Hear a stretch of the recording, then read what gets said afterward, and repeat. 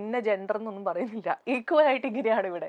മെറീനയ്ക്ക് എന്തോ കുഴപ്പമുണ്ടായിട്ടാ, അല്ലെങ്കിൽ മെറീനയ്ക്ക് എന്ത് കുറവുണ്ടായിട്ടായിരിക്കും അവര് മെറീന ഗസ്റ്റ് ആയിട്ട് വന്നാൽ ഞാൻ ഷോ ചെയ്യില്ല എന്ന് പറയുന്നു? ഞാനങ്ങനെ വിചാരിക്കില്ല, അവർക്ക് എന്തോ പ്രശ്നം ഉണ്ടായിട്ടൊന്നാണ് ഞാൻ ചിന്തിക്കുന്നത്. അതെ, ബിക്കോസ് നമ്മളിപ്പോ ഒരാളെ കാണുമ്പോ അവരെ ഒരു എന്താ പറയാ, അവരുടെ വർക്ക് പാറ്റേൺ വെച്ചിട്ടോ അല്ലെങ്കിൽ അവരുടെ ഒരു നമ്മൾ ക്ലാസിഫൈ ചെയ്യാണല്ലോ, ഇന്ന ആൾ ഇങ്ങനെയാണ്, ഇന്ന ആൾ ഈ ഒരു റേഞ്ചിലാണെന്ന് നമ്മളാണല്ലോ ക്ലാസിഫൈ ചെയ്യുന്നത്. എനിക്ക് തോന്നുന്നില്ല ഞാൻ എൻ്റെ ലൈഫിൽ ഒരാളെടുത്ത് അങ്ങനെ ഒരു ഇൻസൾട്ട് ചെയ്യാനോ അല്ലെങ്കിൽ അങ്ങനത്തെ രീതിയിൽ ബാഡായിട്ട് ഫീൽ ചെയ്യിപ്പിച്ചിട്ടുണ്ടെന്ന് എനിക്ക് തോന്നുന്നില്ല. പക്ഷെ അവരങ്ങനെ ചെയ്യുന്നുണ്ടെങ്കിൽ ദേ നീഡ് ഹെൽപ്പ്, അവർക്ക് ഹെൽപ്പ് വേണം. എന്നിട്ട് ഇപ്പൊ അവര് മോട്ടിവേഷണൽ സ്പീക്കർ ആയിട്ടും അവര് മറ്റുള്ളവരെയൊക്കെ കാണുമ്പോ ഇല്ലേ ടു ബി വെരി ഫ്രാങ്ക് എനിക്ക് ചിരി വരും. കാരണം അതാ പറഞ്ഞ, അപ്പൊ അത് ഫേക്ക് ആയിരിക്കും അല്ലേ? ഫേക്ക് ആണ്. അല്ലാണ്ട് ഇപ്പൊ ബാക്കിയുള്ള ആളുകൾക്ക് ചിലപ്പോൾ അത് ഓക്കെ ആയിരിക്കും, പക്ഷെ എനിക്ക് ഇങ്ങനെ ഒരു എക്സ്പീരിയൻസ് ഉള്ളതുകൊണ്ട് ഞാനത് കാണുമ്പോൾ എന്റെ അവസ്ഥ ചേച്ചി ആലോചിക്കും. ശരിക്കും ശരിക്കും ആൻഡ് അഗൈൻ ആൻഡ് അഗൈൻ നമ്മളെ കണ്ടുമുട്ടുമ്പോഴൊക്കെ ഷീസ് ബിഹേവിംഗ് ലൈക്ക് പഴയ പോലെ. ബട്ട് ഐ നോ ലൈക്ക് ഇതിങ്ങനെ നടന്നിട്ട് ഒരുപക്ഷെ ആ വ്യക്തി അറിഞ്ഞിട്ടുണ്ടാവില്ല, ആ വ്യക്തി മെറീനെ ഇങ്ങനെ തള്ളി പറഞ്ഞ കാര്യം മെറീനയ്ക്ക് അറിയാമെന്നുള്ളത് അല്ലേ? അതുകൊണ്ടായിരിക്കും അവര് മെറീനെ കാണുമ്പോഴൊക്കെ വളരെ ക്ലീൻ സ്നേഹത്തോടെ നിന്നിട്ട് ബാക്കിലൂടെ അവരിങ്ങനെ ഇത് ചെയ്യുന്നത്. മെറീന ഏതൊരു ഷൂട്ടിംഗ് ലൊക്കേഷനിൽ പോയിരുന്നപ്പം വേറൊരു സൂപ്പർ സ്റ്റാർ വന്നിട്ട് വണ്ടി ഡോറ് ഭയങ്കര ലൗഡായിട്ട് അവര് കൊട്ടി അടിച്ചു എന്നുള്ളത്, ആ ഇൻസിഡന്റ് എന്തായിരുന്നു? അത് ഫീമെയിൽ തന്നെയായിരുന്നു. ആണോ? അത് ഫീമെയിൽ ആർട്ടിസ്റ്റ് ആയിരുന്നു. സൂപ്പർ സ്റ്റാർ എന്ന് ഞാൻ കൺസിഡർ ചെയ്യാൻ എനിക്ക് അറിയില്ല. I can call her super star. She is just an upcoming star. അപ്പം അതും ഇതേപോലെ വളരെ ഫ്രണ്ട്ലി ആയിട്ട് ബിഹേവ് ചെയ്തുകൊണ്ടിരുന്ന ഒരു വ്യക്തിയാണ്. പക്ഷെ പെട്ടെന്ന് അങ്ങനെ ഒരു ബിഹേവിയർ ഉണ്ടായപ്പോ എനിക്കിതാ പ്രശ്നം, ഇതെന്തിനാ ഇങ്ങനെ ചെയ്യണമെന്നുള്ള സംഭവം ഉണ്ടാവുമല്ലോ. അപ്പൊ അത് മെറീനയ്ക്ക് അഗെയിൻസ്റ്റ് ആയിട്ട് തന്നെയായിരുന്നു ആ ഡോർ അടച്ചത്, അതോ? ഞാൻ മാത്രമേ വണ്ടിയിലുണ്ടായിരുന്നു. അതെ അതെ. പക്ഷെ അന്ന് വണ്ടി ഓടിച്ചിരുന്ന ഡ്രൈവർ ചേട്ടന് പോലും അത് സങ്കടമായി. എന്നിട്ട് ആ പുള്ളി പറഞ്ഞു ബുദ്ധിമുട്ടാവില്ലെങ്കിൽ എനിക്ക് ക്ലിയർ ആയിട്ടൊന്നും അറിയില്ല, അപ്പൊ അതൊന്നും പറയാമോ എന്താ ഇൻസിഡന്റ്? ഞങ്ങള് ഒരു മൂവി ഒരുമിച്ച് വർക്ക് ചെയ്തതാണ്. അപ്പം ഒരു 100 മീറ്റേഴ്സ് അപ്പുറത്തേക്ക് ഷൂട്ടുള്ളൂ. വണ്ടിയിൽ പോകേണ്ട ആവശ്യമില്ല, നടന്നു പോകാനുള്ളതേ ഉള്ളൂ സത്യം പറഞ്ഞ്. അപ്പൊ ഞാൻ ആദ്യം മേക്കപ്പ് കഴിഞ്ഞ് റെഡി ആയപ്പം അതിന്റെ തലേ ദിവസം ഇതേപോലെ ഞാൻ ഫ്രണ്ടിൽ ഇരിക്കുന്ന സമയത്ത്, അതായത് ഡ്രൈവറുടെ സൈഡിലുള്ള സീറ്റിൽ ഇരിക്കുന്ന സമയത്ത് ഷീ ഫെൽറ്റ് അപ്സെറ്റ്. അപ്പൊ എനിക്കത് മനസ്സിലായി. ഇപ്പൊ ചില ആളുകൾക്ക് ഉണ്ട് ഇങ്ങനെ അപ്സെറ്റ് ആവുന്ന ഒരു പരിപാടി. ഇതിനു മുമ്പ് എനിക്ക് എക്സ്പീരിയൻസ് ഉണ്ടായിരുന്നു, which is from a male. അപ്പം ഈ കാര്യം എന്താ വെച്ചാല്, ഞാനപ്പോ നെക്സ്റ്റ് ഡേ സെക്കൻഡ് ഡേ ഇങ്ങനെ 100 മീറ്റേഴ്സ് ഷൂട്ടുള്ള സ്ഥലത്ത് പോകാൻ വേണ്ടിയിട്ട് ഞാൻ ബാക്കിലിരുന്നു. Let she come and sit in front എന്നുള്ള രീതിയിൽ. അപ്പൊ ഫ്രണ്ടിൽ ആളിരുന്നില്ല. ഞാൻ ഇങ്ങനെ ഫോണിൽ കളിക്കും. അപ്പൊ നമുക്ക് ഒരാൾ ഡോർ തുറക്കുമ്പോൾ അറിയാൻ പറ്റില്ല. അപ്പൊ ആളുടെ ക്യാരവാന്റെ ഡോറിന്റെ ഫ്രണ്ടിലാണ് ഞാൻ എന്റെ ഒരു പൊസിഷൻ ഇരിക്കുന്നത്. ഞാൻ ഫോണിൽ കളിക്കുമ്പോൾ ആള് തുറന്ന് എന്നെ കണ്ട ഉടനെ ആള് വാതിലടച്ചു. അപ്പൊ എനിക്ക് മനസ്സിലായി. അപ്പൊ ഞാൻ വെച്ചു, ദൈവമേ ഇന്നലെ ഫ്രണ്ടിലിരുന്നായിരുന്നല്ലോ പ്രശ്നം, ഇന്നിപ്പോ എന്താ പ്രശ്നം എന്ന്. അപ്പൊ അസിസ്റ്റന്റ് വന്നിട്ട് പറഞ്ഞു അടുത്ത വണ്ടി വിട്ടോളാൻ. അപ്പൊ ക്യാരവാനിലെ ചേട്ടൻ അപ്സെറ്റായി, ആൾക്ക് സങ്കടമായി. ആൾ എൻ്റെ അടുത്ത് എന്തൊക്കെയോ പറഞ്ഞു. ആള് പറഞ്ഞു എന്തായാലും ഇങ്ങനെ അങ്ങനെ ഇങ്ങനെ പുള്ളി എന്തൊക്കെയോ പുള്ളിയുടെ ഒരു വിഷമം പോലെ പറഞ്ഞു. അപ്പൊ എൻ്റെ അസിസ്റ്റന്റ് ഉണ്ടായിരുന്നു. ഞാൻ വണ്ടിയിൽ നിന്ന് ഇറങ്ങി. ഞാൻ പറഞ്ഞു ചേട്ടാ ഇനിയും നമ്മള് കൊണ്ടാക്കി തിരിച്ചു വന്ന് ആളെ പിക്ക് ചെയ്ത് പോകുമ്പോഴേക്കും ലേറ്റ് ആവും. അവിടെ ഒരു വലിയ ഡയറക്ടർ വെയിറ്റ് ചെയ്യുന്നുണ്ട്. അദ്ദേഹത്തിന്റെ വയസ്സും അദ്ദേഹത്തിന്റെ ഒരു കരിയർ ഗ്രാഫും നമ്മൾ മാനിക്കണം. ഞങ്ങൾ നടന്നു പോയിക്കോളാം എന്നുകൊണ്ട് ഞങ്ങൾ നടന്നുപോയി. സാർ അവിടെ ഇരിക്കുകയായിരുന്നു. സാർ ഭയങ്കരമായിട്ട് അപ്സെറ്റ് ആയിട്ട് വെച്ച് എന്ത് ചെയ്യായിരുന്നു നിങ്ങൾ ഇത്ര നേരം, അതിന് ഫുൾ ക്രൂ വെയിറ്റ് ചെയ്യുക. ഞാൻ സാർ എനിക്ക് പ്രത്യേകിച്ച് ഒന്നും പറയാൻ പറ്റില്ല, ഷോട്ട് കഴിഞ്ഞിട്ട് പറയാം. ഇതാണ് എക്സ്പീരിയൻസ് ഉണ്ടായത്, which is from A female, which I felt bad. എനിക്ക് സങ്കടമായി. ബിക്കോസ് സങ്കടം ആസൻ എന്തിനാ അങ്ങനെ ചെയ്യണേ. അപ്പൊ അത് നിങ്ങളിപ്പോ ഒരുമിച്ച് ഒരു ഷൂട്ടിംഗ് നടക്കുമ്പോൾ, നിങ്ങൾ ഒരുമിച്ച് ഒരു സീൻ വരുമ്പോൾ നിങ്ങളുടെ ആ ഒരു അഭിനയത്തിലോ അല്ലെങ്കിൽ നിങ്ങൾ ഒരുമിച്ചുള്ള സീനിനോ അത് ബാധിക്കും? ഞങ്ങളെ കണ്ട സിസ്റ്റേഴ്സ് ആണെന്ന് തോന്നും, അത്ര സ്നേഹമാണ്. എന്നിട്ട് അവര് ഇതിൽ വരുമ്പോ അവര് വളരെ അത്ര ഫ്രണ്ട്ലി ആയിട്ട് നിൽക്കും. അതെ അതെ അതെ. അതൊരു കഴിവാണെന്ന് എനിക്ക് തോന്നുന്നു. ശരിക്കും അവര് ജീവിതത്തിലും ഇതിലും റീലിലും അത് ഭയങ്കര ബുദ്ധിമുട്ടല്ലേ ചേച്ചി, കൺസിഡറിങ് അവർ അങ്ങനെ ജീവിതത്തിലും സിനിമയിലും അഭിനയിക്കാന്ന് പറയുമ്പോൾ അവർക്കൊരു സ്വിച്ചിങ് ഇല്ലേ, അവർക്ക് റിയാലിറ്റി ആയിട്ട് സ്വിച്ചിങ്. ആ പേഴ്സണാലിറ്റി എത്ര ഫേക്ക് എന്നപ്പോ ഒന്ന് മനസ്സിലാക്കിയാൽ പോരെ? അവരെവിടെയാ ജെനുവിൻ ആവാറുള്ളത്? ഞാനിപ്പോ യൂസ് ടു ആയി. കാരണം നമുക്ക് ഇങ്ങനെ ഫേക്ക് ആയിട്ടുള്ള ആൾക്കാരെ കണ്ട് എനിക്ക് ശീലമായി. ഞാൻ പറയാം എക്സ്പീരിയൻസ് ഫീമെയിൽ മെയിൽ എല്ലാം ഉണ്ട് എനിക്ക്. മെയിൽ ആയിട്ടുള്ള ഒരു ആക്ടർ ഇതേപോലെ ഞാനും വേറൊരു ആർട്ടിസ്റ്റും കൂടെ ഇരിക്കുന്ന സമയത്ത് പുള്ളി ഫ്രണ്ടിലിരുന്നു. ഫ്രണ്ടിലുള്ള സീറ്റ് നമ്മൾ ഒഴിച്ചു കൊടുത്തു, ബിക്കോസ് ഈഗോ അടിക്കണ്ടെന്ന് വെച്ചിട്ട്. ആള് വണ്ടി കയറി ഉടനെ എന്നെ കൺട്രോളർ വിളിച്ചിട്ട് നമ്മൾ കേൾക്കെ പറഞ്ഞു, എന്നാ പിന്നെ യൂണിറ്റിലെ ആൾക്കാരും കൂടെ കയറ്റായിരുന്നില്ലേ വണ്ടിയിൽ നിന്ന്. ഞങ്ങൾക്കത് സത്യം പറഞ്ഞാൽ ഭയങ്കര, ഞങ്ങൾ വിചാരിച്ചു ഇയാളെന്താ ഇങ്ങനെ സംസാരിക്കണം, യൂണിറ്റിലെ ആൾക്കാരെന്താ മോശമാണോ, ആ ചേട്ടന്മാരും പണിയെടുക്കുന്ന ആൾക്കാരല്ലേ ശരിക്കും. എന്നിട്ട് അവിടുന്ന് തന്നെ പുള്ളി വേറെ കാറിൽ കയറിപ്പോയി. ഇതൊരു 2 ദിവസം റിപ്പീറ്റഡ്ലി പുള്ളി ഇങ്ങനത്തെ സ്വഭാവം കാണിക്കാൻ തുടങ്ങിയപ്പോൾ ഞാൻ എൻ്റെ ഫ്രണ്ട് ആയിട്ടുള്ള ആക്ടർ ഈ സ്വഭാവം കാണിച്ച പുള്ളിയും കൂടെ ഒരു കാറിൽ ഇരിക്കുന്ന സമയത്ത് ഞാൻ നല്ലോണം അടി ഉണ്ടാക്കി. ഞാൻ നല്ലോണം ഞാൻ പറഞ്ഞു എനിക്ക് അഡ്ജസ്റ്റ് ചെയ്യാൻ പറ്റുന്നില്ല, നിങ്ങൾ ആരാന്നാ വിചാരിച്ചത്. ഞാൻ നന്നായിട്ട് ഉണ്ടാക്കി. അപ്പം കാറിന്റെ ഷോട്ട് പൊക്കോണ്ടിരിക്കുക, ഫ്രണ്ടിൽ ക്യാമറ സെറ്റ് ചെയ്തിട്ടുണ്ട്, ഡയറക്ടർ ഇങ്ങനെ കുനിഞ്ഞിരിക്കുന്നുണ്ട്. ഡയറക്ടർ മറീന മറീന മിണ്ടല്ലേ മിണ്ടല്ലേ എന്ന് പറഞ്ഞു. ഞാൻ പറഞ്ഞു സഹിക്കുന്നതിന് ഒരു പരിധിയില്ലേ, താൻ എന്താ തന്നെ വിചാരം കൊണ്ട് ഞാൻ കുറേ പറഞ്ഞു. അപ്പോൾ ആൾക്ക് മനസ്സിലായി. ആള് പറഞ്ഞു താൻ റെഡി ആകുമ്പോൾ സ്റ്റാർട്ട് ചെയ്യാമെന്ന്. ലൈക്ക് ഞാൻ റെഡി ആകുമ്പോൾ നമുക്ക് ഷോട്ട് സ്റ്റാർട്ട് ചെയ്യാമെന്ന്.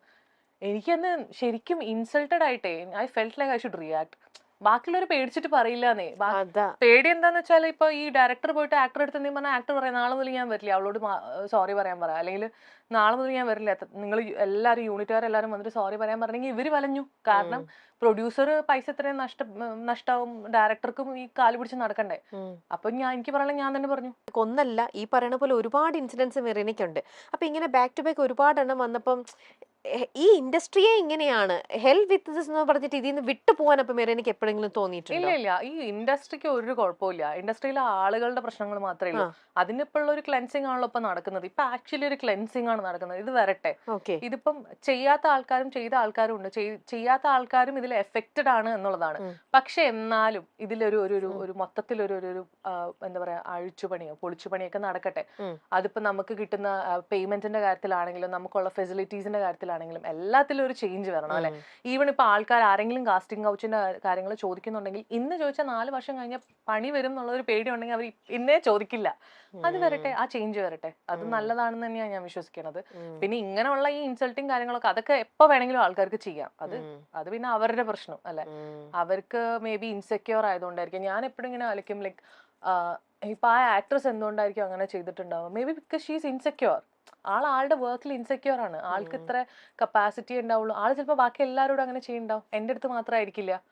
അപ്പൊ ആൾക്കൊരു തോന്നലുണ്ടാവും ഞാൻ ഇന്ന ഒരു സ്പേസ് കൊടുത്തു കഴിഞ്ഞാൽ അത് മാറി വേറൊരാൾ അതിൽ കയറാൻ അങ്ങനെ ഒരു ഫീലിംഗ് ഉണ്ടാവുമായിരിക്കും.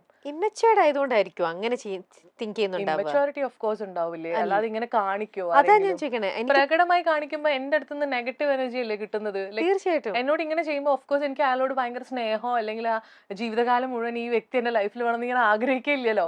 എന്റെ സൈഡിൽ നിന്ന് നെഗറ്റീവ് വൈബ് എനർജി തന്നെ പോവുള്ളൂ. അപ്പം അത് നെഗറ്റിവിറ്റിയാണ് ഉണ്ടാക്കുന്നത്. സിനിമയിലേക്ക് മെറീന വന്നപ്പോ തന്നെ നല്ല എനിക്കും ഈ മൂവിയില് നല്ലൊരു നായികയാവണം, എല്ലാവരും ആ ഒരു ഇന്റൻഷനോടെയും ആ ഒരു ആഗ്രഹത്തോടെയും ആണല്ലോ എല്ലാവരും എത്തിപ്പെടുന്നത്. മെറീനയുടെ തുടക്ക സമയത്താണേ പോലും അങ്ങനെ വന്നു കഴിഞ്ഞപ്പോൾ ഇപ്പം നമ്മളിപ്പം കേൾക്കുന്ന തരത്തിലുള്ള ഒരു മിസ്ബിഹേവിയർ, അത് ഡയറക്ടറിന്റെ ഭാഗത്തു നിന്നാണെങ്കിലോ പ്രൊഡ്യൂസറിന്റെ ഭാഗത്തുനിന്നോ ആരുടെയെങ്കിലും ആക്ടേഴ്സിന്റെ ഭാഗത്തുനിന്നോ മെറീന എന്തെങ്കിലും ഫീൽ ചെയ്തിട്ടുണ്ടോ? ആളുകൾ നമ്മളെടുത്ത് ചോദിക്കുന്ന ഒരു കാര്യമാണ്, നിങ്ങൾക്ക് ഒരു ബാഡ് എക്സ്പീരിയൻസ് ഉണ്ടോ? അപ്പോൾ ഒരാൾ നിങ്ങളെ കയറി പിടിച്ചു, നിങ്ങൾ എന്തുകൊണ്ട് അടിക്കുന്നില്ല, നിങ്ങൾ എന്തുകൊണ്ട് ഇങ്ങനെ ചെയ്യുന്നില്ല എന്ന്. ഞാൻ വളരെ ഒരു പ്രൈവറ്റ് സ്പേസിലോ അല്ലെങ്കിൽ ഒരു ക്ലോസ് സർക്കിളിലോ എത്തിപ്പെടുന്നത് എനിക്ക് അത്രയും വേണ്ടപ്പെട്ട ആൾക്കാരുടെ കൂടെ ആയിരിക്കും. ഇപ്പം ഞാൻ എൻ്റെ ഒരു ചേച്ചീനെ പോലെ കാണുന്ന ആള് അല്ലെങ്കിൽ ഒരു ബ്രദറിനെ പോലെ കാണുന്ന ഒരാള്, എനിക്ക് അത്രയും പരിചയമുള്ള ഒരാള്, ഒരു ഈ പറഞ്ഞ പോലെ ഒരു ഫ്രണ്ട്ഷിപ്പ് ഒക്കെ മെയിൻറ്റെയിൻ ചെയ്ത് പോകുന്ന ആള് ചിലപ്പോൾ ഒരു സ്പേസിലെത്തുമ്പോൾ, ഒരു പ്രൈവറ്റ് സ്പേസിലെത്തുമ്പോഴായിരിക്കും ചിലപ്പോൾ എൻ്റെ അടുത്ത് മിസ്ബിഹേവ് ചെയ്യുക. ഇപ്പം നമുക്ക് ഒരു പരിചയമില്ലാത്ത ആളാകുമ്പോൾ നമുക്ക് പെട്ടെന്ന് റിയാക്ട് ചെയ്യാം. പക്ഷെ നമുക്ക് കുറച്ച് പരിചയമുള്ള നമ്മൾ അവർക്കൊരു സ്ഥാനം കൊടുത്തിട്ടെന്ന് വിചാരിച്ചോ. ഫോർ എക്സാമ്പിൾ എൻ്റെ ഒരു ബ്രദർ എന്നെ കയറി പിടിക്കുമ്പോൾ ഞാൻ അയാളുടെ ഒരു സാധനം ഇൻവെസ്റ്റ് ചെയ്ത് വെച്ചിട്ടുണ്ട്. എൻ്റെ ഒരു ബ്രദറാണ്, എനിക്കൊരു റിലേഷൻഷിപ്പ് അവിടെ ഉണ്ട്. അപ്പൊ ആദ്യം ഒരു റിയാലിറ്റി സാധനം ഉണ്ടോ, ഇതെന്താ ഇങ്ങനെ നടക്കണത്, എന്താ ഇയാൾ എന്നോട് ഇങ്ങനെ ബിഹേവ് ചെയ്യണമെന്ന് പറഞ്ഞ സാധനം ഉണ്ട്. അപ്പൊ എനിക്ക് എന്റെ പേഴ്സണൽ എക്സ്പീരിയൻസിൽ എന്റെ കൈയൊന്നും അങ്ങനെ പെട്ടെന്ന് അങ്ങനെ ഒരാളോട് പൊന്തൂല. അടിക്കാൻ എനിക്ക് പറ്റില്ല, ഞാൻ കുഴഞ്ഞു ടു ബി വെരി ഫ്രാങ്ക്. കാരണം ഇയാൾ എന്നോട് ഇങ്ങനെ അല്ലല്ലോ ബിഹേവ് ചെയ്യണ്ടേ എന്നുള്ള സാധനമായിരിക്കും വരിക. പിന്നീട് അയാൾ ഒരു പരിധി കഴിയുമ്പോഴായിരിക്കും ചിലപ്പോൾ നമ്മള് റിയാക്ട് ചെയ്തിട്ട് അല്ലെങ്കിൽ നോ പറഞ്ഞിട്ട് ഭയങ്കരമായിട്ട് നോ പറഞ്ഞ് ഇറങ്ങി വരാം. അപ്പം അങ്ങനെയുള്ള സിറ്റുവേഷൻസ് എനിക്ക് ഉണ്ടായിട്ടുണ്ട്. ഞാൻ ബോൾഡ് ഞാൻ പറ്റില്ല നോ എന്ന് പറഞ്ഞിട്ട് ഞാൻ ആ റിലേഷൻഷിപ്പ് കട്ട് ചെയ്ത് പോകുന്നു. പക്ഷെ എനിക്കത് വിഷമമായിട്ടുണ്ട്. ബിക്കോസ് ഞാൻ അങ്ങനെ ഒരുപാട് പേരെ അടുപ്പിക്കാറില്ല എൻ്റെ ഒരു സർക്കിളിലേക്ക്. അപ്പൊ അതില് സ്പേസ് കണ്ടെത്തി ഒരു ഫ്രണ്ടാന്നൊക്കെ പറഞ്ഞ് വന്ന് പിന്നെ ഇങ്ങനെ നിൽക്കുമ്പോൾ നമുക്ക് ഉണ്ടാവുന്ന അതൊരു എന്താ പറയുക, അതൊരു ബാഡ് എക്സ്പീരിയൻസ് ആണ്. അത് അവരുടെ മണ്ടത്തരാണ്. കാരണം നമ്മളൊരു സ്ഥാനം കൊടുത്തിട്ട് അവർക്ക് അത് നല്ലപോലെ യൂസ് ചെയ്യാൻ പറ്റിയിട്ടില്ല എന്നുണ്ടെങ്കിൽ ദാറ്റ്സ് ദിയർ പ്രോബ്ലം. പക്ഷെ ഞാൻ റിയാക്ട് ചെയ്തിട്ടുണ്ട്. എനിക്ക് അങ്ങനെ പിന്നെ കംപ്ലൈന്റ്സ് പറയേണ്ടി വന്നിട്ടില്ല. അത് അവിടെ നിന്ന് തന്നെ തീരുമാനമാക്കിയിട്ടുണ്ട്. അല്ലാതെ പുറത്തുനിന്നൊന്നും ഒരാൾ വന്നിട്ട് അത് ഇങ്ങനെ ആണെങ്കിൽ ഇങ്ങനെ ചെയ്യാൻ പറ്റുള്ളൂ, അല്ലെങ്കിൽ ഇന്ന സിനിമ ചെയ്യണമെങ്കിൽ ഇങ്ങനെ ചെയ്യണം, അങ്ങനെയൊന്നും പറഞ്ഞിട്ടില്ല. ഇതുവരെ പറഞ്ഞിട്ടില്ല. ഇല്ല. അപ്പൊ ഈ സിനിമയിൽ എത്തുന്നതിനെക്കാട്ടിലും ഡിഫിക്കൽട്ട് ആയിരുന്നു ഇതിൽ ഇപ്പൊ ഈ ഇൻഡസ്ട്രിയിൽ ഇപ്പൊ എത്ര വർഷമായി? അപ്പൊ ഇതിൽ സർവൈവ് ചെയ്യണത് ആണ് കുറച്ചും കൂടെ ഡിഫിക്കൽട്ട് തോന്നുന്നുണ്ടോ? ഇൻഡസ്ട്രി ആക്ച്വലി നല്ല ഇൻഡസ്ട്രി തന്നെയാണ്. ഇത് എല്ലാ ഇൻഡസ്ട്രിയിലും ഇങ്ങനത്തെ പ്രശ്നങ്ങളും ഉണ്ടല്ലേ. ഏത് സെക്ടേഴ്സ് എടുക്കുകയാണെങ്കിലും എല്ലാ സെക്ടേഴ്സിലും ഇങ്ങനത്തെ പ്രശ്നങ്ങളുണ്ട്. നമ്മളിത് ഞാൻ പറയാം, എപ്പോഴും നമ്മളിത് ഫിസിക്കലി അതിനെ പോയിന്റ് ഔട്ട് ചെയ്യുന്നതുകൊണ്ടാണ് അത് മാത്രം പുറത്തേക്ക് വരുന്നത്.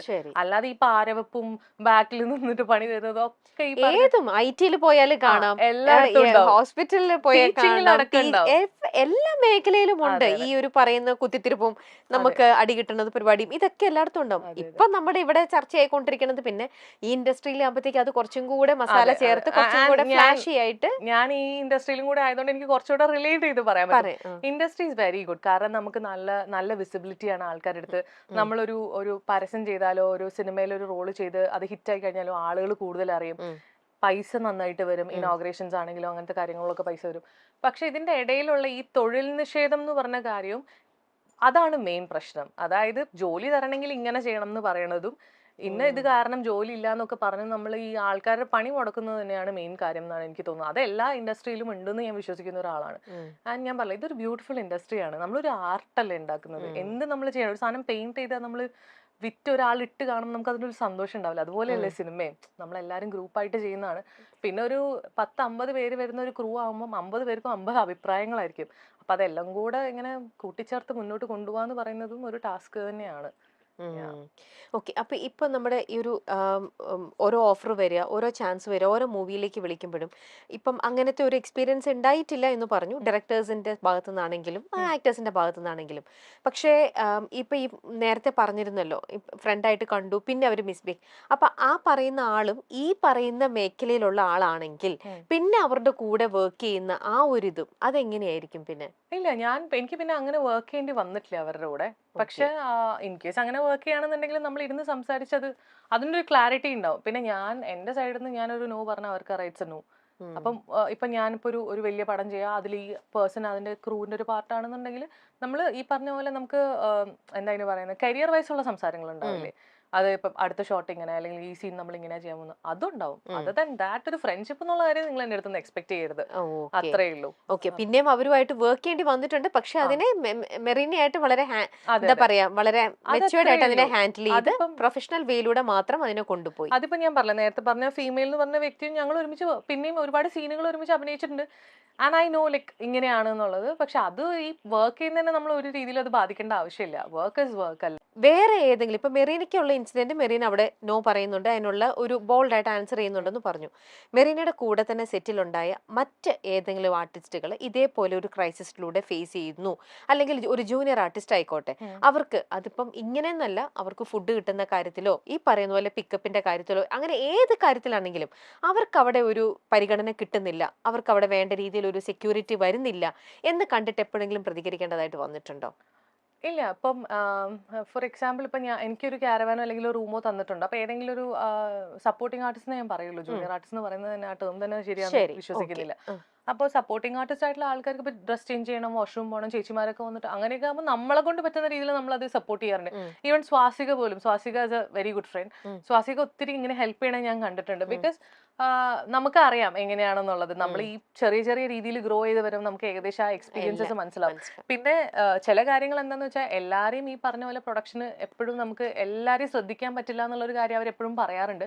അപ്പൊ കൂടെയുള്ള ആർട്ടിസ്റ്റുകളും ഇതൊക്കെ ഒന്ന് സഹായിച്ചാലും സപ്പോർട്ട് ചെയ്താലും ആണ് ഇങ്ങനത്തെ കാര്യങ്ങൾ മുന്നോട്ട് പോവുക. അല്ലാതെ ഇപ്പം രാവിലെ 6 മണിക്ക് ഷൂട്ട് തുടങ്ങി വൈകിട്ട് 6 മണി വരെ ആ ചേച്ചിക്ക് വാഷ്റൂമിൽ പോകാനുണ്ടെങ്കിൽ അത് ചേച്ചി ഇവിടെ പോകാൻ പറ്റില്ല എന്ന് പറഞ്ഞാൽ ആ ലേഡി കിടന്ന് സ്ട്രഗിൾ ചെയ്യും. നമുക്ക് അറിഞ്ഞൂടെ എന്തോരം പെയിൻ ആണ് അതെന്നുള്ളത്.